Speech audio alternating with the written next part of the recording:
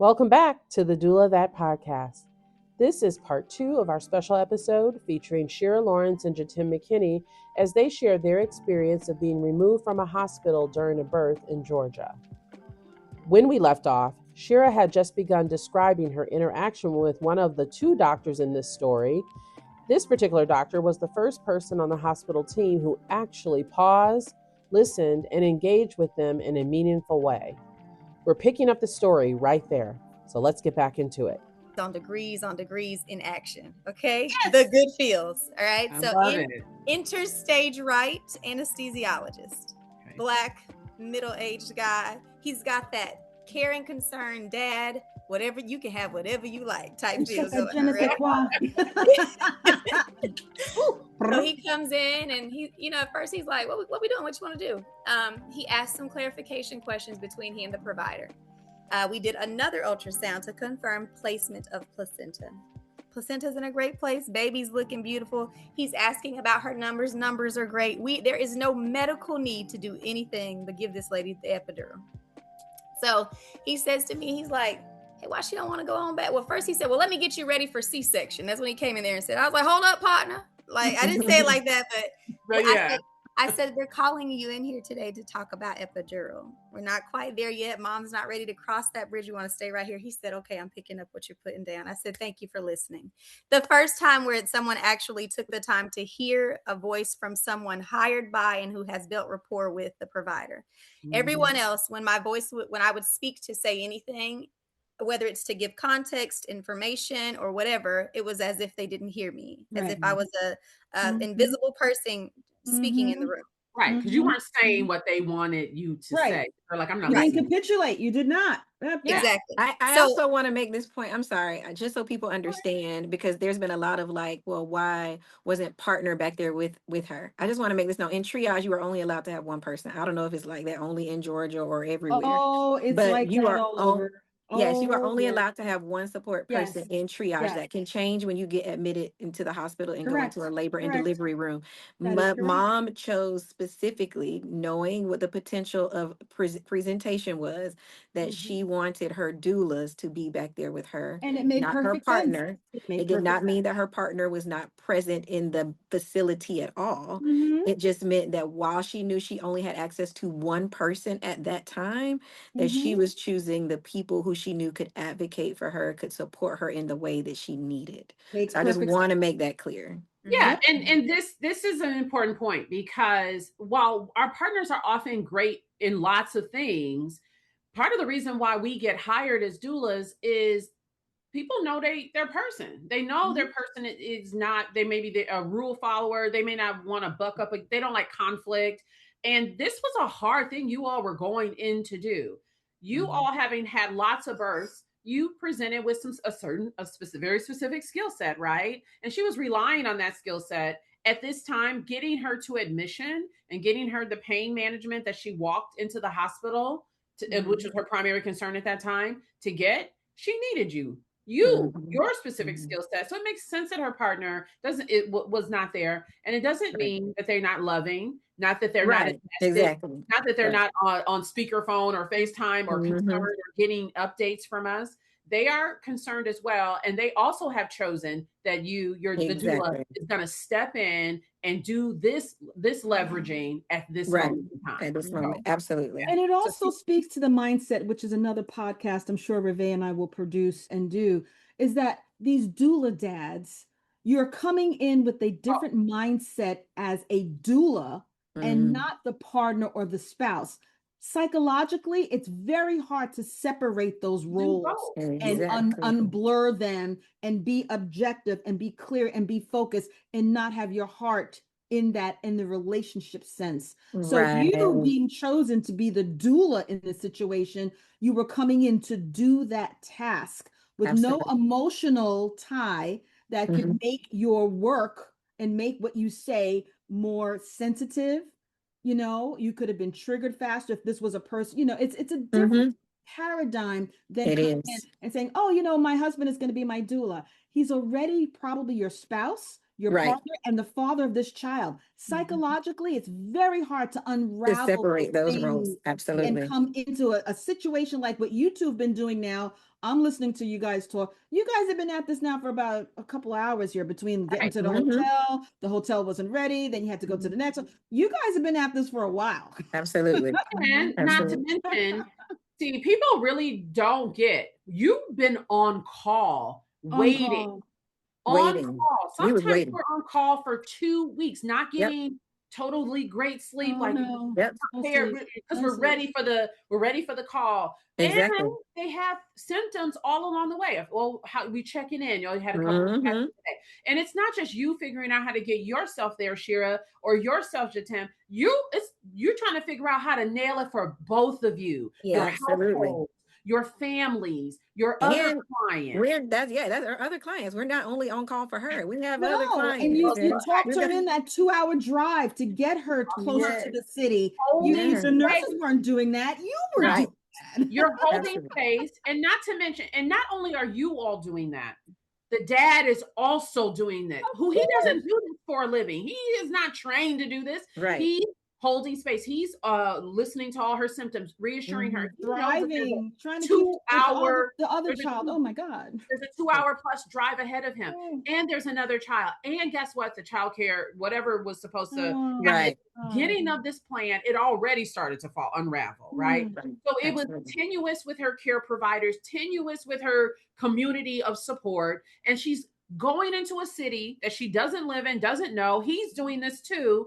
And he's supposed to be her provider, her protector, right? Right. He's supposed to be the leader. And Mhm. sometimes it's hard to wear all of those hats, but they Yeah. hired the two of you to guide. And so, yes, so he decided to let you all step up into the space. Right. Because you Absolutely. all had to get through this hurdle, which is to get her admitted and Right. give her the care that she stepped in there needing primarily, which was pain relief. Exactly. Okay. All right. Yes. So you got the OB. Shira, okay, pick it back up. You got the OB. And the He's working anesthesiologist, the black anesthesiologist. and the black anesthesiologist, and he's picking up what you're putting down.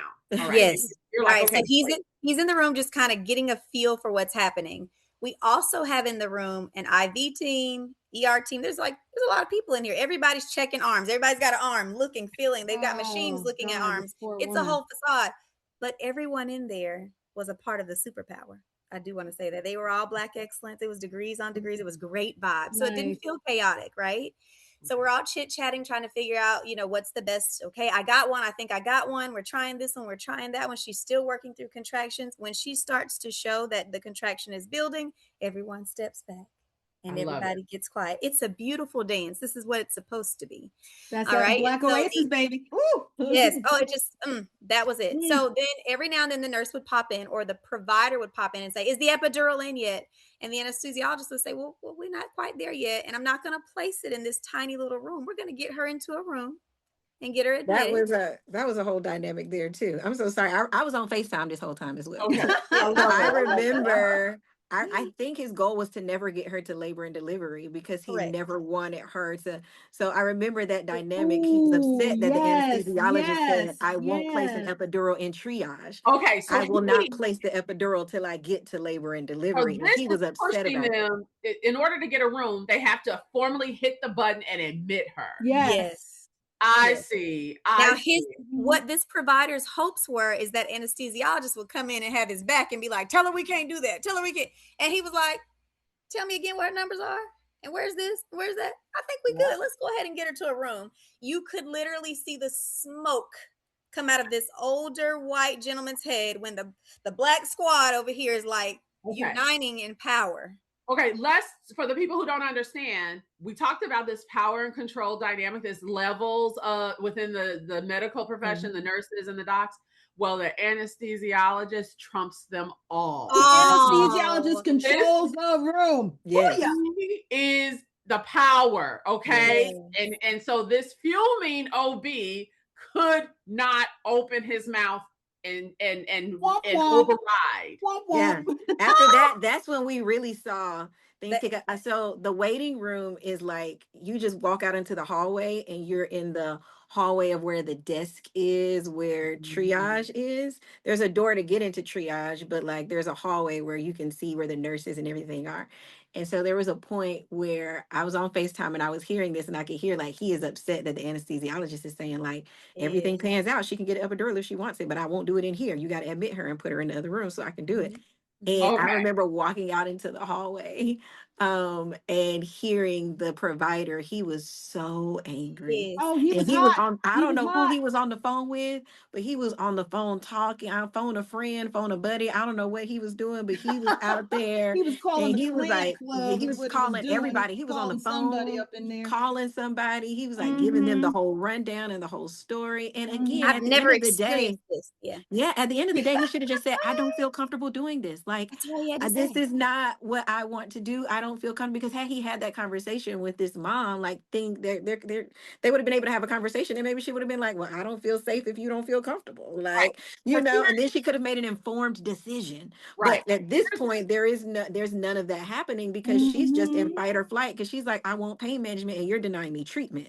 Yeah. So I don't even have the capacity to make an informed decision, right? And There you go. except There for you go. I'm just not consenting because I know that's not what I want, right? Right. They didn't even try to stabilize her. So let's talk about that. Right. But you could hear this provider, like I could hear him in the hallway just going on and off, and he was just sighing and hanging up the phone and calling somebody else. Like he was very much like, I can't believe I'm getting He like probably this is called the about to White House, but we'll never know. somebody who knows.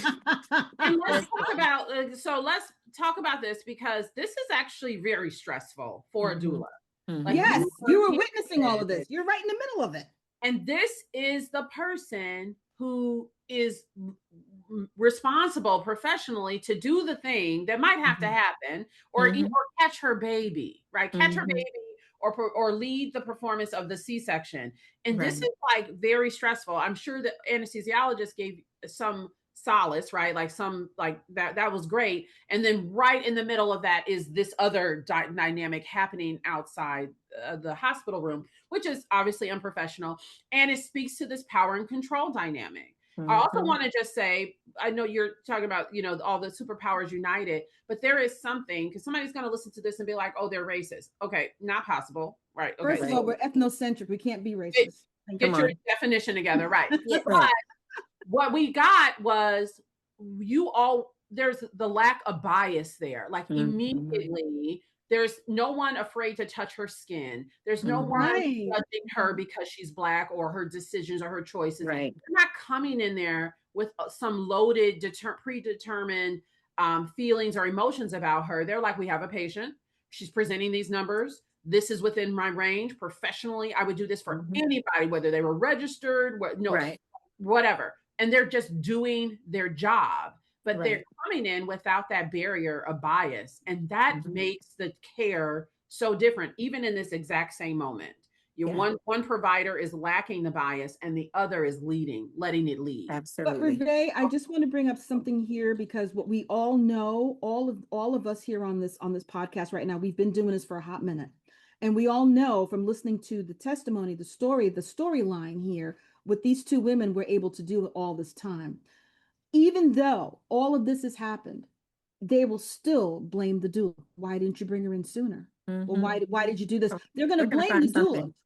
They're gonna put the blame on the doulas. And once again, it comes back to that power, like you were talking about, that chain at the bottom. So it must be the doula's fault why this mom couldn't come in sooner. It must be the doula's fault that this mom has this in her ear that she wants this. The doulas must have contrived and told her these things. Meanwhile, it's the doctor from her maternity desert that started this whole problem in the first damn place. Yeah, let's talk about the domino effect, right? And here, it doesn't even sound like anything went wrong. So the fact that there's some blame, meaning the baby is true too. The family's doing well. The mother has the baby's percolating just great. Right, everybody's fine.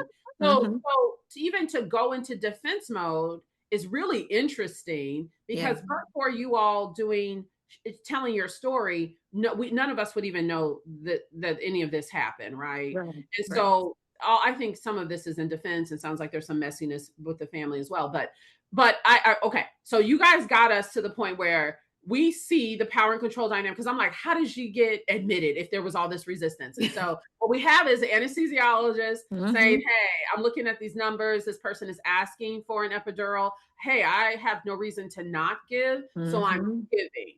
And that is the right thing to do. Yeah. And so now you're in this dichotomy where you've got black magic happening inside this hospital room. And then you also have fuming, phones being slammed outside of that room. Okay, so in the room, all right, doc's got you in the room, the anesthesiologist you in the bigger room, their arms are out, they're trying to find all the things, place the IV. Okay, pick it up from there.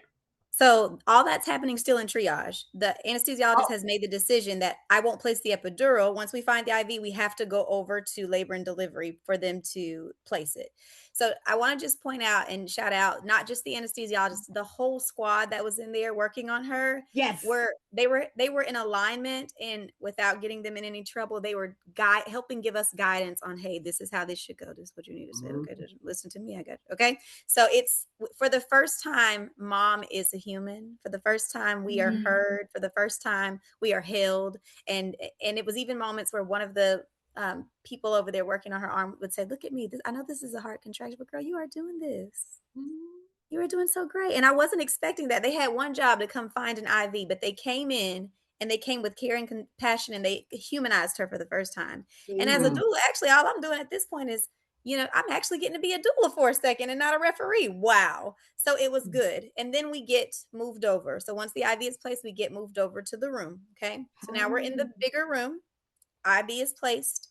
And we meet our next nurse, who again represents that same superpower. Shout out to sister. She was like, all right, what is happening? What's going to be? Okay. So she did her first cervical check. When she does her cervical check, because at this point it's been about 3 or 4 hours, so she's like, you know what, you sound a little different. It had been 4 hours. I remember her specifically. She said it's been 4 hours since your first cervical check. Right, let's check again because you're sounding different. Like that's exactly what Jitim has now joined me in the room, and one of the children. Because they said that once we got to the labor and delivery room, we could come over. Right, you can bring people in. Okay, dad is still resting. He'd just gotten off like a 15-hour overnight shift, so we were cool with him resting until we got what's going on, and we'll come get you. We didn't bother him. He's resting. So myself, Jitim, and a child are in the room now. Great vibes. This new nurse is like, give me the tea. All right, she does the cervical check. Her fingers barely go in, y'all. So we like, hey. Last time the thing that the hand went up far, and again, you see hundreds of cervical checks. Oh, so that's like, a good sign. And as soon as her hand went in, her eyes were very wide, like this. Like she was like, please go get another nurse. Somebody call another nurse. Like quickly, somebody get another nurse. She's like, I don't know what I'm feeling. Also, did she know that the baby was? She knew that the baby was. She did. I don't think she knew much. I don't know if she did.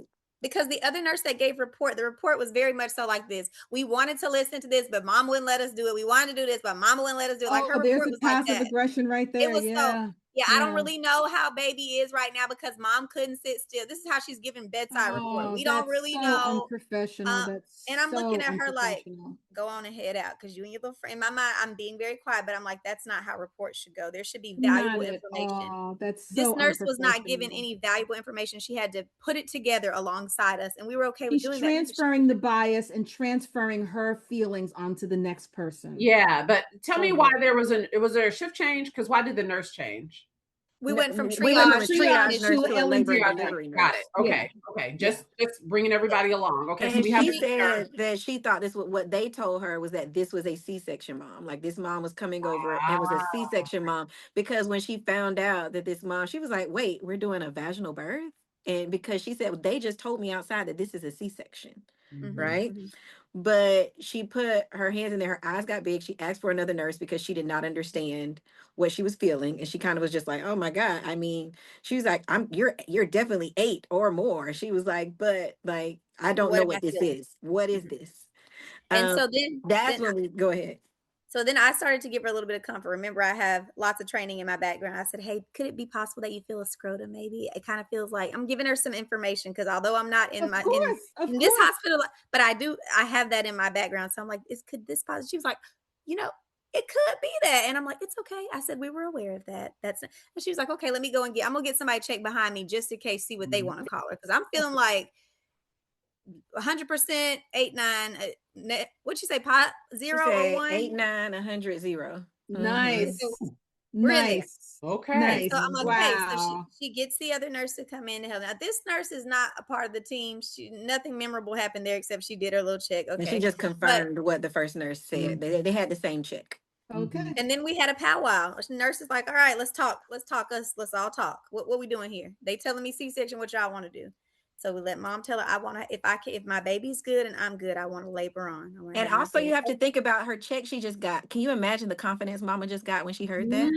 She said to herself, she was so proud. She was like, she's oh, boosted. Yeah. Boosted 8, 9, 100% he faced 0 rocking this. I'm doing it. it. Ready to come. Yes. The baby's ready. This baby's She's ready. like, I'm gonna have this baby now. It. My body is doing it. And she was so proud because she also was like, if this baby is breech, I don't know if I could do it. Right. And so we still don't have no pain management, but she's also like boosted because Wait, stop. No, the epidural still hasn't been They placed. still didn't give her pain management. 3 hours later and still 4 hours. no We're pain 4 management. hours later at this point. So we got admitted to labor and delivery, but remember we don't have a bolus yet. We just got the IV placement. Another part of it is that you have to get a bolus of fluids before anesthesia is called. So they did not move us to labor and delivery with the bolus done. They just got the IV poured in. That's it.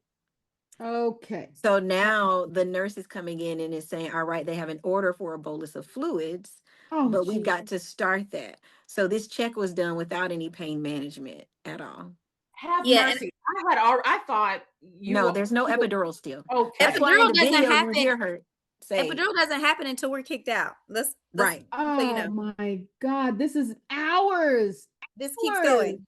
Okay. Yes. So okay. At this point, they start the bolus, but I'm looking. We were watching all the things. Well, remember, wait, Shira, they didn't start the bolus yet. Remember, ICU had to come back in the room because here's a part. And I didn't mean to cut you off, Shira. I just remembered. So ICU came back in the room because when she tries to go ahead and get the hep lock and attach the bolus, she starts to push and is resistant. She can't push, when they do saline to just clear the line before the bolus starts. She's like, why isn't it going through? We don't understand. Is that where you were getting to, Shira? Okay, go. Yeah, no, go ahead. And so now we recognize that she can't get the fluids because the IV is bad. She's like, I don't know if the vein blew, if the catheter moved in there. I don't know. And she was like, they had such a hard time over there sticking you. I don't want to try to stick you. I'm just going to go ahead and call the ER department. So she calls the ER department to come upstairs so that they can take out that one. Well, when they come upstairs, and they get ready to take it out, they recognize that, why is this like catheter bent? Like this doesn't make any sense, right? As if there was that seems on purpose, right? And they get that out and start looking for like other veins. So there's still no. And this was the original, because they kept saying she had to have 2 ports, like 2 hep locks and 2 ports. So the one that they were talking about that was bent was like the original, not the one that the anesthesiologist came to give because they wanted her to have 2. And so they come into the room first, and they have to. They were great. They were Black too, but they were great. They got it quick. I was like, we should have called them when we was over in triage. I mean, they were fast. Should have stayed in the emergency room and just had her baby and been done with it. That part. We should just stay down there. I do but have the emergency department. I'm sorry. Why did she need 2 hep locks? Because that's not surgery. That's part of the thing. That's their protocol. Yes. Their protocol. Okay. Well, because she's such a hard stick, we want to be ready in case one goes out. That's what they said. That's what they said. I've seen them put the IV in the mom's foot because they can't get it on the upper extremities. They do it on the foot. Let's go. We got a vein. Let's go. Yeah, absolutely. Okay, got it. Okay, go ahead, pick up, Shira. I just wanted to. No, you're fine. Okay, so now we have IV placed. Now the nurse keeps coming in, and you can see her face is just kind of confused. She said, "Mom, I need you to say out of your mouth in your own words what you want to happen next." And so Mom tells her, I want to labor on. I want to do it. So she's like, thank you. I'm sorry I'm having to do y'all like this, but there's a lot going on out there. And I'm trying to make sure I'm giving accurate information, and I'm telling them that it's coming from you. And we were like, okay, great. Thank you. So We get everything going. We lower the lights because they're done with the things. We lower the lights. We get the mood right. We turn a little music on. Jatim labors on mom. I'm kind of dozing on the couch like, Lord, this is a roller coaster ride. Help us. Then the lights come on in the room. Now everything's calm. Remember, we got good vibes with the nurse, no contention. The lights pop on and we're told, Jatim. It's public safety officers. It's 2 public safety officers.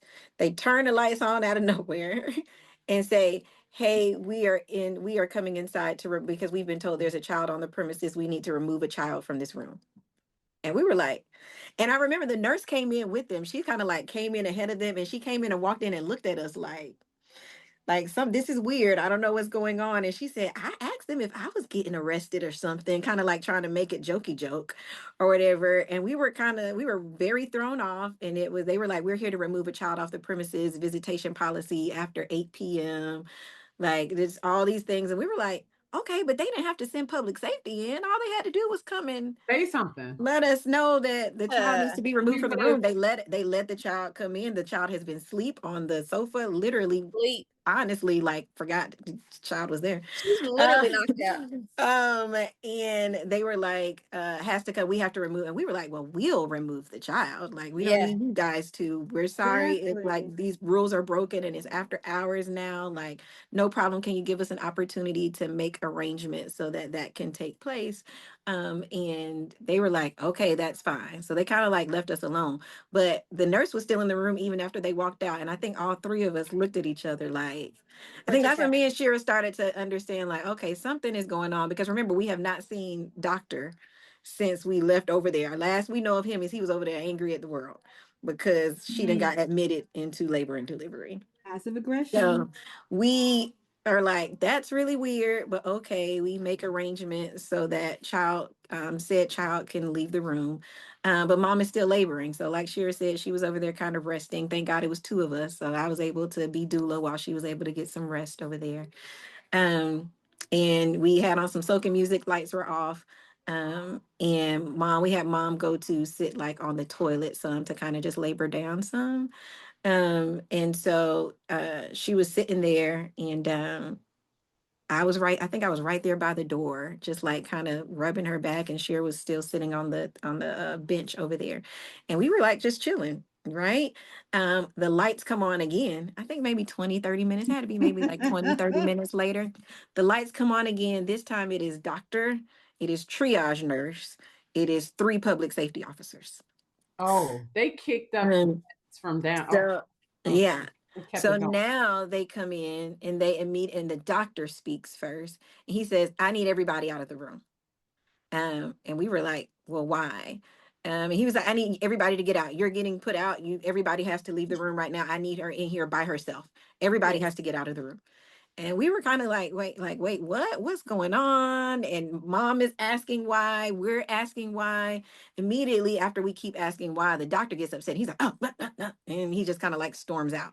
So then public safety officers take over and they say that it is visitation policy and we can only have so many people in here. And we were like, well, isn't the visitation, because this is also not my first time as a doula, neither of our first times at Piedmont Henry as a doula. So we're just like, we know what the visitation policy is. And right before I came in here, y'all had asked me for the little certification card to come back. Like, why would y'all have let us in here to stay if all of a sudden like we're against visitation policy? Like none of it is making sense. So at this point, who's actually in the room? So we have the laboring person, the 2 of you. Is dad in the room? He's not in the room at this point. He's still in labor. It's just the 3 of you all. Mm-hmm. And said child, because she hadn't left yet. We asked them for time so that we can make arrangements to get said child out of the room. And by arrangements, one of us was going to leave. So we were going to stabilize, get things rock and roll, and one of us was going to be out of there. But at this point, it's still wild and crazy. We can't leave, right? We need to get this together before we leave. Get the IV properly. Right. Oof. So she's also an epidural. Got it. She still has not gotten the epidural at this point. Right. Exactly. We have the pole in the bathroom with her and it's still just running the fluids because they wanted her to get down at least half the bag and it was just taking some time, right? Before they would call anesthesia. So doctor storms out after making Doctor storms out because he's, I guess, frustrated with the fact that we're asking why we have to leave. So he storms out, I guess, to get the bigger. So he makes a request that he can't explain the reasoning behind. Got it. He clearly can't handle any of this He's not a good I communicator. also want to add, there was another time in triage, I forgot about this, where the doctor came in when I was in there and said, I need to speak with her and her husband alone. And I'm like, is something going on? Because in my mind, I'm like, well, one, she doesn't have a husband. Okay. So that makes a difference if you're trying to make look this at the about a legal chart, thing. you see that. So what's the ground? I said, he's actually with the child. So it's me who's in here right now. I'm so sorry. But if you have something to discuss with her, We can call him you on want me the to, I asked her, I said, do you want me to leave? What would you like to happen? She said, no, I need for you to remain in the room. He got mad and stormed out again. He was trying to isolate her without us. He says so that he can know that she wasn't being manipulated, but we know it's because he wanted to strong arm her into the decision. The manipulation. Absolutely. Yeah. So now it's everyone has to leave the room, and I brought my squad with me to make it happen. Is where we are. And we're still same phone we're speaking to you right now. We're like, what is happening?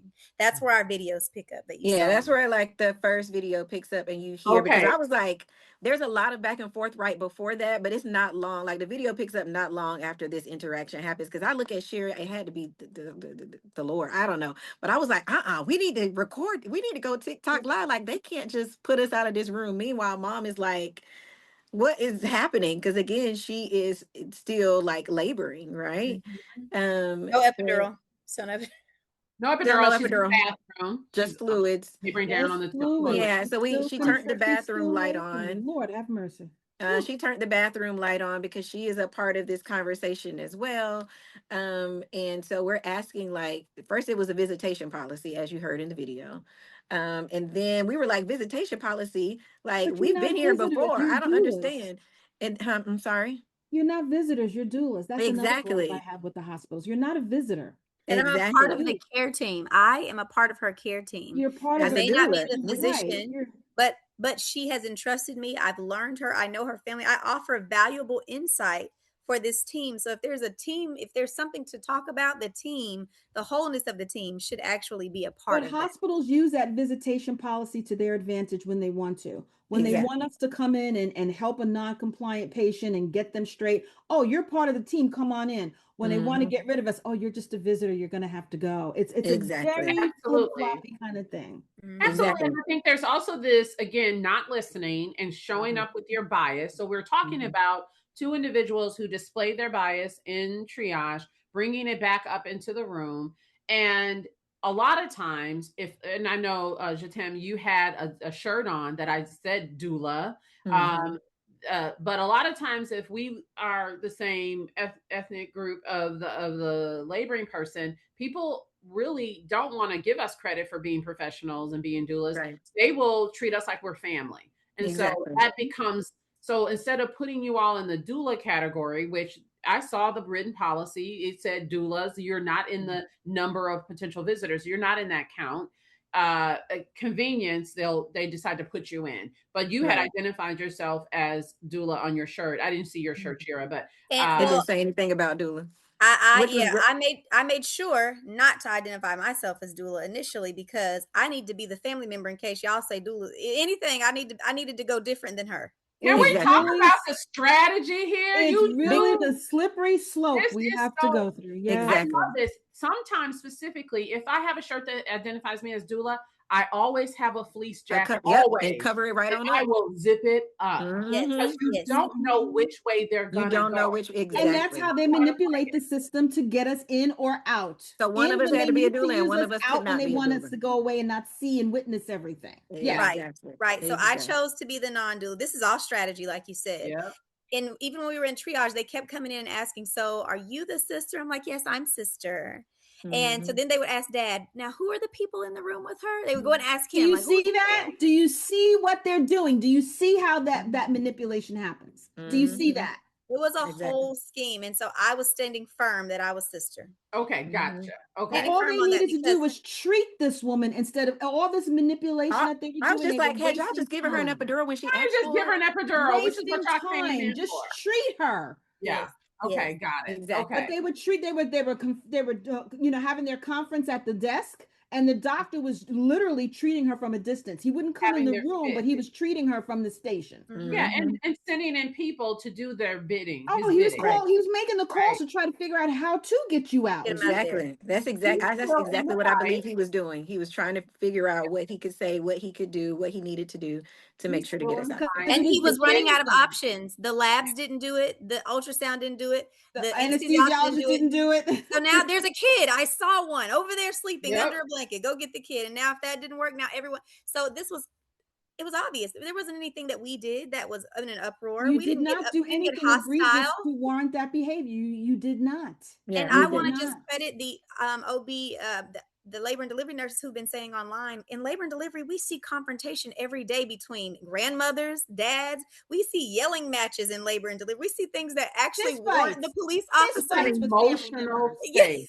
Yes, doulas aren't doing the fist. The families doing exactly. And that's what she said. She said, I see times where I'm like, is anybody going to call an officer? And it never happened. So in this instance, why was it made that 1, 2, 3, 4, 5, 6, 7 people came in here for these women who are speaking kind and soft and, okay, sir, can you tell us why? Because I'm always thinking in the back of my mind, there's a child right here. And if both of us get locked up, that would mean that dad would have to have the child. That would mean 0 people. My mind is always 2 steps ahead. So that's why you see me like this. You see me going, okay, so can you? I'm making sure not to appear aggressive. Sidebar, let's also talk about dad. Dad is a black male with locks in his hair. Now you've added police. Do I need to say any more? He can't come in here. No, they're afraid to be arrested, kicked out, accused of being aggressive. Again, the bias comes out. So he's standing down. He has 2 of you, and you all have been very effective, by the way, up to this point. Very effective in moving through all the resistance and getting them in a position where she can get what she came to the hospital for, or at least closer to it, which was pain management. That's right. So, and the fact, I just want to speak to the fact that we have to be this strategic. Like the fact that we have to think ahead and think about how we're going to be perceived, and dad has to think about how he's going to be perceived. And we got to have this is insane that this is the reality. Yes. That's what you have to do to get care. That's what you have to do to get care. Insane. Yes. Get another girl in active labor at 100% effaced, 0 station, 8 to 9 centimeters dilated. This is what it takes. Yes, absolutely. Yep, absolutely.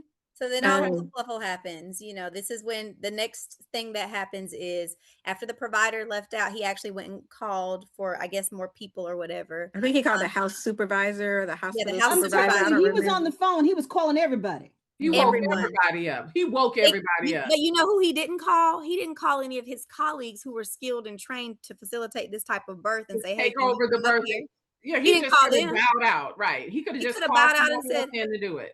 He could have called. What he could have done to be effective was to call a friend, because I know he's got a friend. He'd been in the game a long time. Just like when I have situations that are, I'm like, I don't know what to do. Jatim, come through. He could have called Matt and said, Matt, hey, come on, I need your help, buddy. Get up out of bed. I'll throw you $30. Let's go. But he chose violence. He chose the white entitlement down from the leadership of this country. The white entitlement is real, and he was not going to give in to y'all blackness. No, he was not. Black people were going to come in and tell him what was going to happen in his OR. It was going to be done how he had decided it was going to be done. Okay, got it. Okay, so now you have a number of officers in front of you. You're trying to get answers. OB storms out. Triage nurse is still standing there, or did she? She went out with the with the doctor. Oh yeah, she's got to stay on his side. Yep. Yeah, that was her leader. Okay. Now I gotta ask, how are you? I know we want to know what you did. We saw some of what you did, but I want to know, what are you feeling in your body at this moment? And like, were you scared? Were you angry, or did that kind of stuff come after? I think that as we continue to paint the picture, I think that as it continued, different emotions began to come. And I think that me and Shira were both in different places. I was upset in the moment because I was like, and then I felt like, you can't do this. Like, this is not okay. Also, at the same time, trying to keep my mind on, like, I got to fight y'all, but I still got to she's still laboring. got Like contractions. you It's hear her on in the the toilet. bathroom having contractions. She's Oh, on Like, the but she's come toilet. also on. trying to speak for herself because you even hear her in the video like, Yes. can't I choose who I want to be in Yeah, I here? heard I that. want I them heard in here. that. She said, I've been waiting 5 hours for pain I management. heard Like that too. she's also speaking Mhm. because she's also trying to in her labor trying to make sure that the people that she wants in there don't leave in a hostile situation because it was Yeah. hostile. And Okay. she's by herself. I'm sure She's she by was worried herself. about that. Yeah. Yes. Yeah. Um Shira, what were you so feeling? go ahead. I remember to my right, looking straight ahead as they're talking, I'm looking at her and she's rocking through contractions. And I looked at the officers and I was kind of pleading with them like this, like, you mean to tell me that with this woman about to push, that you're going to take us out the room? Like, that's really like, and I'm looking at this Black gentleman, younger gentleman. I'm like, are you like, in your mind, this makes logical sense. I know you got a mom. I know you got a sister. So you're telling me that right now, you telling me this can't wait till morning. This can't wait till after the bed. You're telling me right now, it is absolutely necessary that we get out of the room. Look at her. I said, look at her. She's about to have her baby. By herself. There would have been no one else there but you, the two of you. Right. No And one else. so, and so I'm just, I hear it, I see it happening, but I'm like, I feel like I stepped back 60 years. I felt like I Oh, wasn't a yeah. citizen. I wasn't human. I felt like all of my intellect and a big ability to articulate and communicate effectively and all of the things, nothing mattered. Nothing mattered in that Nothing moment. And I did felt matter. crushed. And I just kept thinking, there, and then they wouldn't even like, we would go do hip squeeze or something. She's across from, they won't let us move to go to her. So we're having this whole hearing per se in the room. They're trying to Her over stonewall there. you. Yeah. It And was, go ahead. and you didn't feel like you could say no. Like, no, I'm staying. She did. She would say no. And I'm just like pleading, like, tell me come on, help me. And Tim was like, hard no, we're not leaving. And I'm like, y'all help me. Help me make this make sense. You're really gonna, knowing the climate of where we live and who this is a Black woman in this, you're really gonna do this? Like, y'all cool with that? Like, that's me. And she's like, we're not leaving, so it doesn't matter. And I'm thinking there's a child right here, so I can't go hard no with her. Somebody got to stay down, but I want y'all to make it make sense. So then they started like, all right, well, let's start by getting the child out the room. So we was like, cool, like no problemo. All right, cool. And so that takes place. And we get the child out of the room. And so then they leave. Then they come back. This time they sent the lieutenant of the public safety officers for the hospital. He comes in very unkind Very and I guess ugly. riled up because let's get these girls out, and he begins to say, that's the second video when you hear him saying like, I'm not going to get into that. I heard. But if the doctors and the nurses said it, then that's what it is. I don't get into medical stuff, but you guys are impeding her care. We're asking for patient advocates. They're telling us because at this time it's like 3:30 in the morning. They're not here right now. You can't get a patient advocate, but what you can do, like you can get out essentially. Like that was the only option given was get out. I am still a hard no. I in this moment am angry. Like I am angry that we are being treated this way and that this mother is being treated this way. And honestly, in my mind, I'm just like, you still, because every time we ask why, it was visitation policy, which the nurse said that wasn't the case because she came in a moment and was still trying to like get this epidural for this mom. And she told us, she was like, the policy is 2 people plus a doula. Like it's it. So I felt like y'all got a mute point there. So I'm going to stay right here.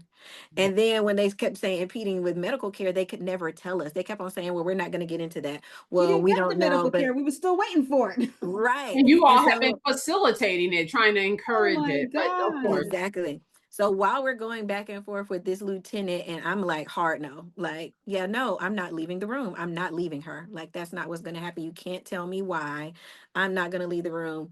The nurse had walked out because also mom is still like, can I please get my epidural? Like, Right. Oh my I'm in God. labor. Can y'all at least do that? The nurse says, I'm going to go get anesthesia right now. He's right Thank there. you. I'm going to go get anesthesia. He's coming. Well, while we are going back and forth with this lieutenant, also the video is only so long because they kept telling me to record it. And I wish that in my mind I had thought like I have a right to record for my safety, but they kept like acting like they were going to get my phone or like stop. They kept coming closer to me and telling me to stop recording. So I was just like, okay, like I'll stop the video. And that's why we have a lot more audio recordings than we do of video recordings. Okay. That's understandable. Yeah. Because they couldn't like see that, right? But the nurse comes into the room, anesthesia is out there, and she comes into the room. She was like, well, y'all, I don't know what to do. Because remember, she was on our side. We like this nurse, this labor and delivery nurse. She said, y'all, I don't know what to do. I'm just letting y'all know. They said that now she can't get an epidural unless y'all leave the room. It's now a sterile environment. That is unethical. Yep. She said, and she walks in like her hands up, like, now they're saying she can't get an epidural unless y'all leave.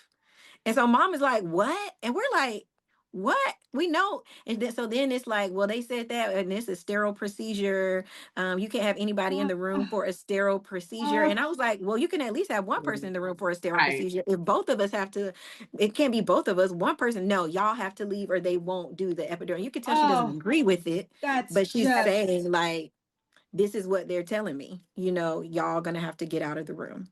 And at that point, it now shifts like, well, now I also don't want to hold up her epidural. This is what we came for. And we 5 hours later and we still don't have it. 5 hours later. And the anesthesia is outside of the door waiting, but he will not come in because they won't let him come in unless we get out of the room. Right. Okay. So you all leave. So Shira leaves. Shira left. Okay. I stepped across the threshold. Yeah, she steps across the threshold. I am angry. Okay. We hear you. Okay. So what I do is fold my arms. I'll just be honest, you know. And I stood on the line, you know, so there's the room and then there's the hallway. I know, yes, the threshold. Yes. And the threshold, the little line right there. And I just stood there and I didn't say anything. And he kept saying, like, come out the room. And I just stood there. Like, I don't have anything. I'm still like, I'm out of the room enough to where they let anesthesia come in. So they do let anesthesia come in to do the epidural. But I was just like somebody, like, I'm not just gonna will it. Like, it wasn't right. Yeah. And I just couldn't just like, because I said, if one of us gets out of this room, who knows? We might, nobody might be able to get back in that room. Like, I'm not willing to just. And who knows how she's get out? treated. Who knows what this exactly? And so I'm out of the room enough for her to get an epidural, but I'm not out of the room enough for you to close this door. Yeah. Like, no, I'm not going to leave. I'm feeling the stress and I wasn't even there. I am so riled up right now. And I understand the idea of like, let me just move to the side to help this thing happen. But because we all know that the energy can shift. We've seen this in this scenario already. It can shift from moment to moment. So it's like, okay, if she gets epidural, because they can't stall that, then maybe I can stay. Maybe they'll sort of back down and like cool off. Thinking maybe she'll start pushing and we can just, okay, the baby's because we were so close already. So we were just like, so I did not get belligerent. I did not. I literally stood there on the line and I just had my arms folded and I just stood there. Silent, in fact. Like I went silent. I didn't say a word. I just stood there. And I was just having lots of conversation in your body and in your head. I know. Yeah, just like, and he's standing, the lieutenant guy is standing there and he's like, he just continues to say the same thing. Remove yourself from the room. You need to leave the room. And I'm just not saying anything. And I'm just standing there looking like, because in my mind, I'm thinking like, are you going to put your hands on me? At this point, the house supervisor has come downstairs. She's on the phone. She's telling me that I need to leave. Remember that forceps conversation that we had earlier?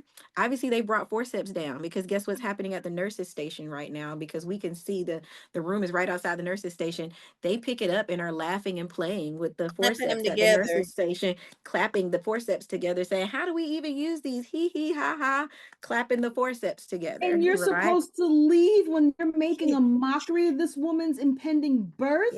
Because they brought the special forceps for breech delivery. Tools that have to go into her body. And it's not sterilized because they're playing with it. Okay. And this is where, I need a moment on that. That is, I'm not leaving either. Right. So I am out of the room, but right next to her. I'm out of over the threshold, but I'm not gone. I'm right there next to her. Right next to And at this point, this is where it all kind of changes for me. The officer that was telling her to leave, he gets almost nose to nose with her and he turns off his camera and he said, do not make me put my hands on you.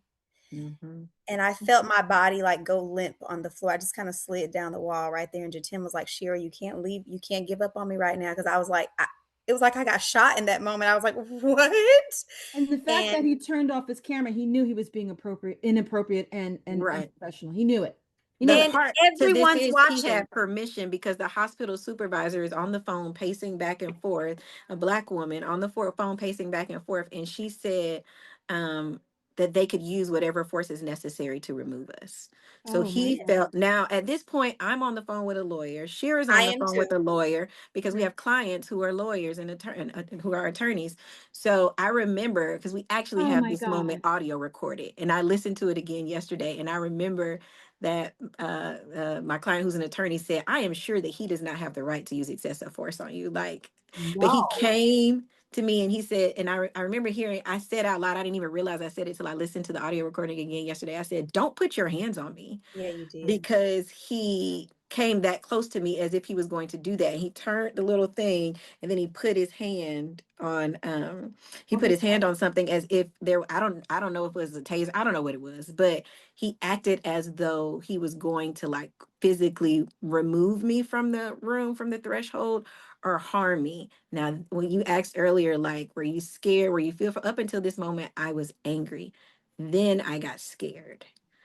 And I put my foot over the threshold and I walked out of the room.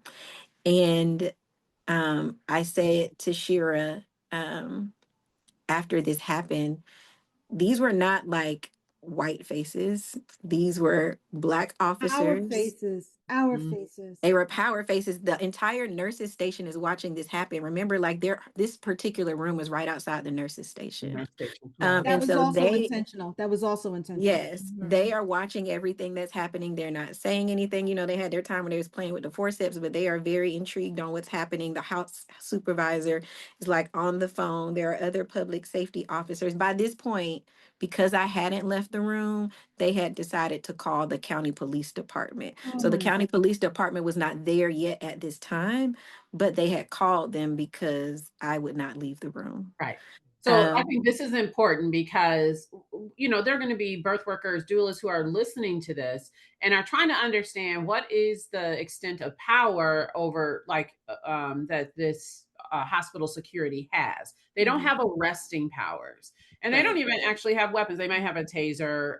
And I don't actually think that they do, but they cannot actually, you know, so there's some limitations to what they can do. And so this is why, because I have these limitations, this is why you're not being arrested. You weren't charged with obstructing an officer, because if they give you a command, you don't do it. They can charge you with disorderly conduct, a misdemeanor. They can charge you, they can do a number of things, and it wouldn't have been a lot of the back and forth. So I think that people do need to understand that there is a limitation. People should do the research to understand what is the limitation of these these security or safety officers that are actually in a hospital system, and know your rights, right? Know to what extent that you can, decline their invitation to leave the space. Okay. Right. So go ahead. I just think there was this dynamic of, in that moment, that I saw that there were plenty of witnesses, but I knew that there was, outside of Shira, and we felt very powerless in this moment, that there was no one there to protect me. And I got scared and walked out of the room.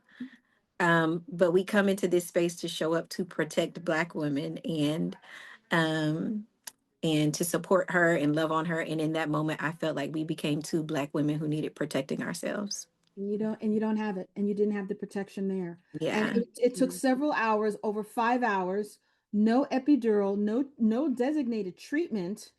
Okay, no treatment plan was explained to this client as far as this is what we're going to do and how we're going to approach everything. Nothing like that. But that same treatment was used to manipulate you to get you out. Original request. How unethical that is. Right. This is the original request, and when you went into triage. Exactly. So what happens next? You step out of the room, and do you walk down the hallway? No, we stay right there. Okay. And she gets her epidural. She gets the epidural. Yes. Well, so then the provider comes to us shortly thereafter, and he says, I had a chance to talk to the mom, and it wasn't you the whole time. We know it was her decision. We just had to get her alone to know that it was her decision. And, you're not. We're going to pause the story right here. This is a critical moment, and we want to give you space to process everything that's happened so far. We are still in the middle of the unfolding trauma, right at the point where tensions escalate around birth support or doula care. In part 3, we'll continue from this exact moment, covering the final removal, what happened immediately after, and the lasting psychological impact. We'll also close the loop on what happened with mom and baby. We'll see you in part 3.